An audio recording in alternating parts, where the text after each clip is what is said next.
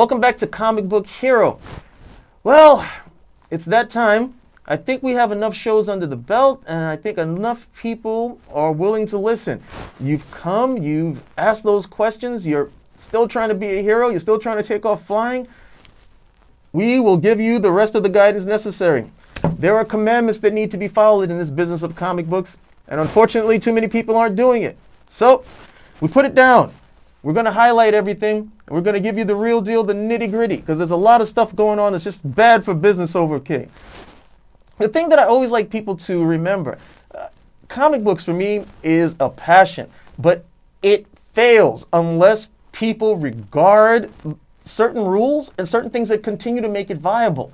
When everybody wants to lowball to get the best stuff, that doesn't work. And when you want to charge an eye-gouged price so you can try to make up for the fact that you have to take the day off from your store, which you have all this overhead on, that doesn't help either. It's a niche market. It's also, it's very isolated already, and we don't really need to do things to make it even more isolated at the end of the day. Collectibles, be it comic books or crystals or Fabergé eggs, whatever it may be, you know, is always going to have a lot of inner workings that you need to know. And here's a few of them. Well, first thing you want to know is these are the top 10 commandments for sellers, not for buyers. We're still in the States, and since they say the customer is always right, we'll start with the sellers. I don't agree with that, okay, but that's just pretty much the lay of the land. So, commandment number 1, don't be a jerk. That's right, you.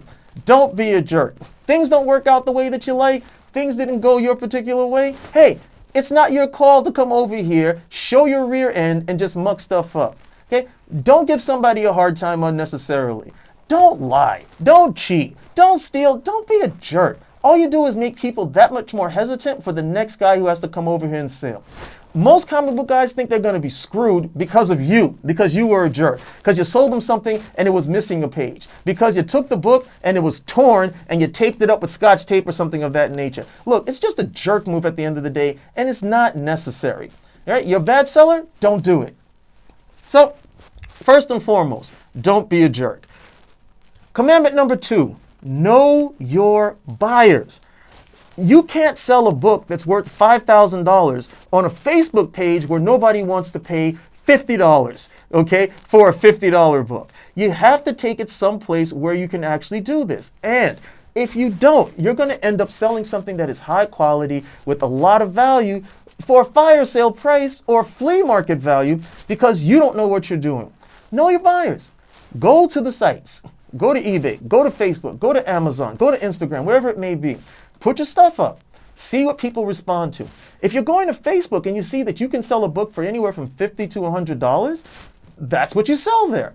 If you're going to eBay and you realize you can sell a book for $5,000, that's what you sell for.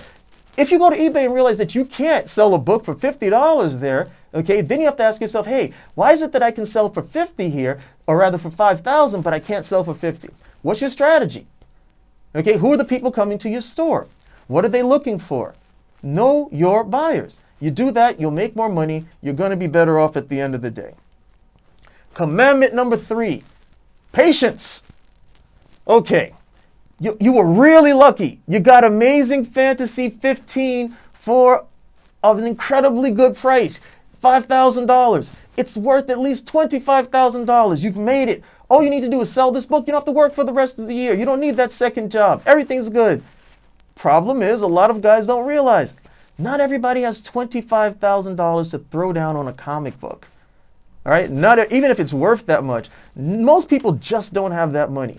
You didn't have that money to throw down on the comic book. You may have had 5, but you don't have the money that would actually be for a graded copy, which is what you did for it. Now, you're going to have patience. And this is where so many guys lose it at the end of the day. You put your book up. It's Amazing Fantasy 15. High-powered book. Should sell overnight, right? No, because it's $25,000. But you don't realize this. And so now it's been a month. It hasn't sold. Oh, man, I must have made a mistake. You lower your price. You lower your price down to 20. Then you lower it to 15, 10. And that's where the vultures come out. They're watching you.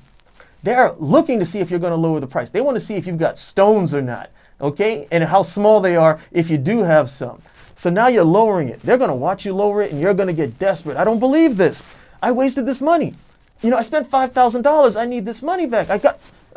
And before you know it, you sold a $25,000 book for $8,000 because you needed your money back and you were just happy to get some money over it. You're going to have patience with those types of books. If not, hey, you lost out. Somebody else made a really good bargain off of you and going to make all the money that you didn't. Why? Because you weren't patient. 2, you shouldn't be spending money on a book that you need right back within a month. If you can't go more than 6 months without the money that you're spending on this book, you don't have any need to buy it. Right? Don't overextend yourself. Buy the books that you can afford. But if you're going to buy a high quality book, be patient before you get your number. It can take months before you get your number, but you will get it if the value's there and you can be patient. Commandment number 4, eat the frog. I wake up in the morning early to get my exercise out of the way. I do my prayer, I do my stretching, I do my exercise, I get ready for these particular things, and then to jump right into other stuff regarding comic books. Look, you got to do the same stuff. All the stuff that you know later on in the day you're not going to do, you have to do that first. What's the thing that we really hate to do? We hate inventory. You just bought 15 boxes of comics. Okay, now you got to start pulling the ones of value, the ones that you're going to take out of your dollar bin and so on and so forth. You don't really want to do it. Okay, you have to do it. And then you're getting ready to do the show.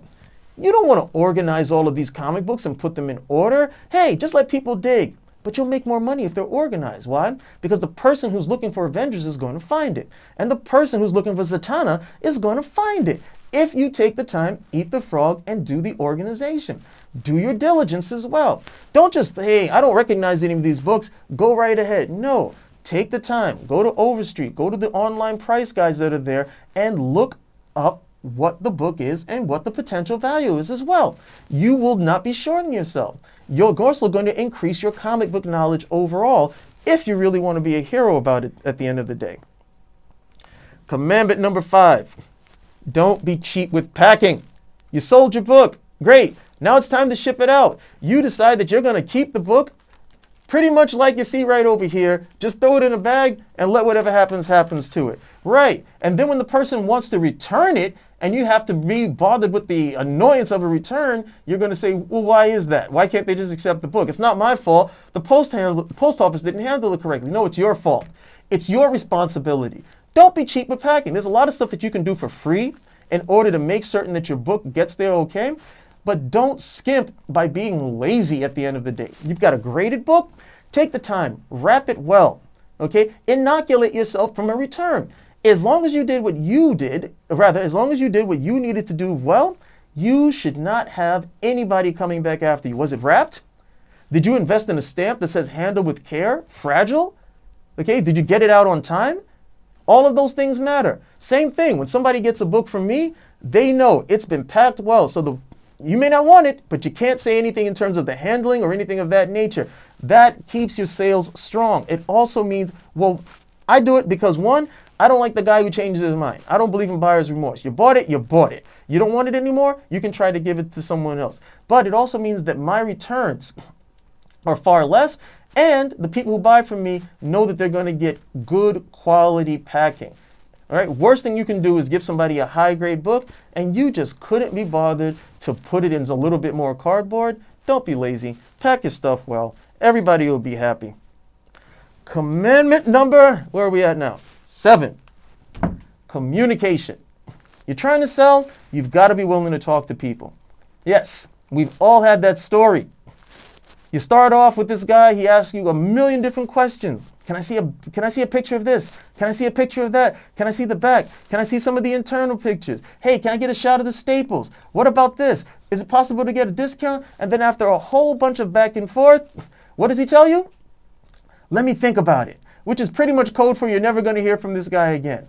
It can be very, very frustrating at the end of the day, but we need to have that level of communication.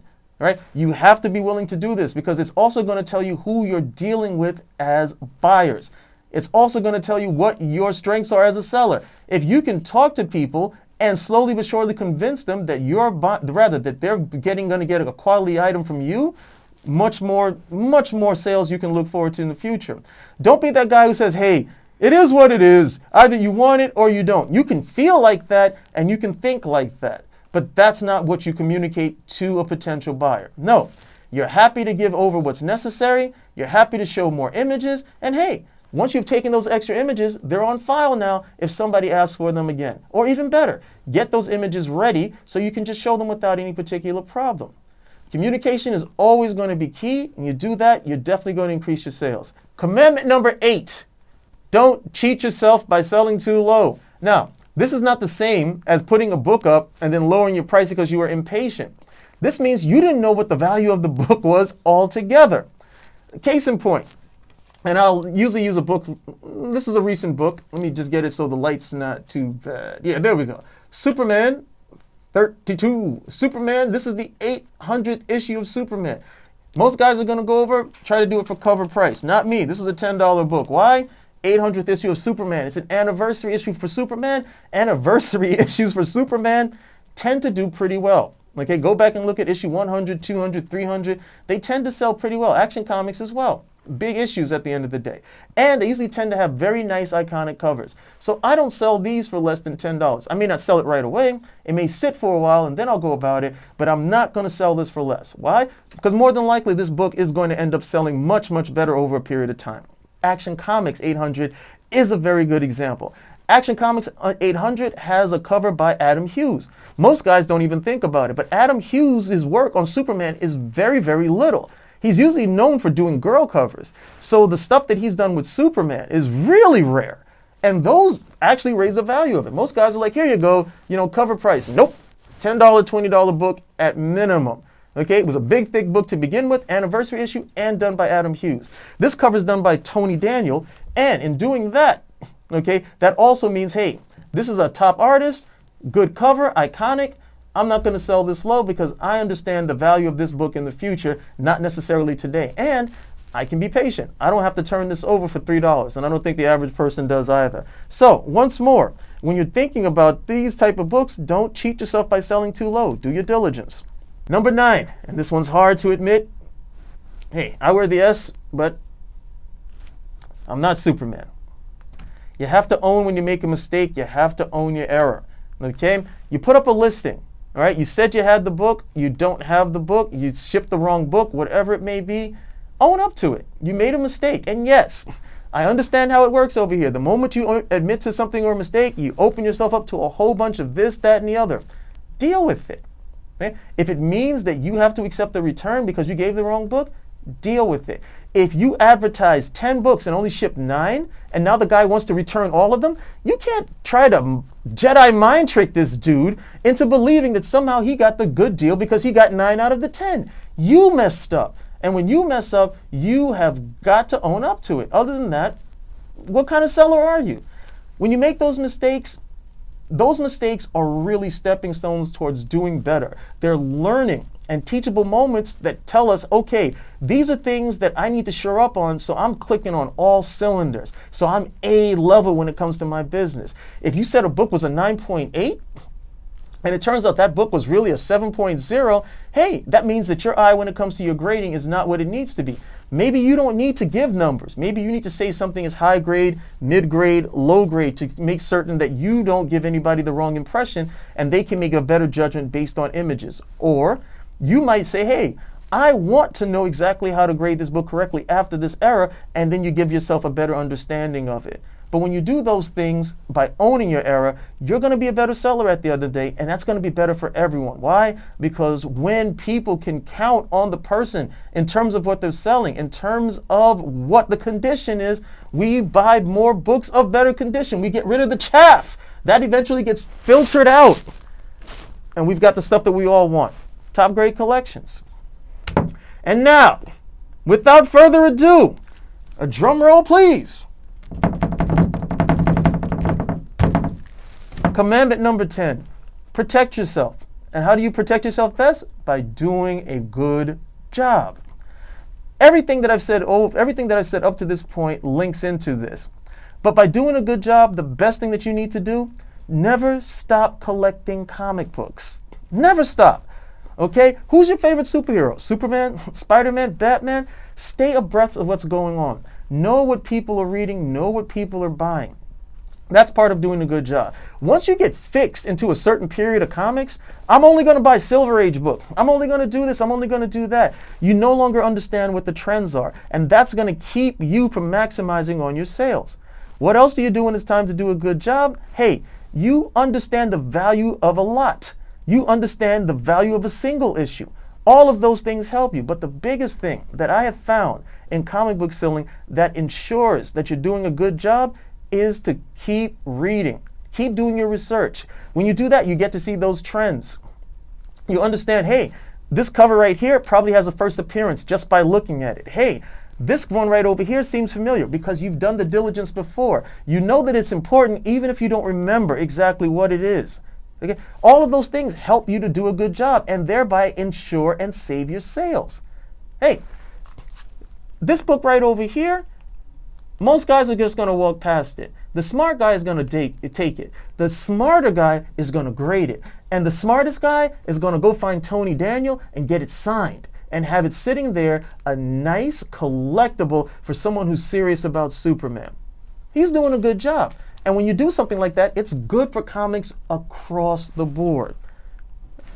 So, we have our 10 commandments.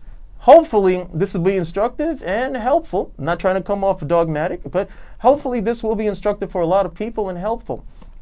And if it does, hey, it's good business for everybody. So, keep on selling, keep on trucking, and keep on coming back to Comic Book Hero. We'll see you next time.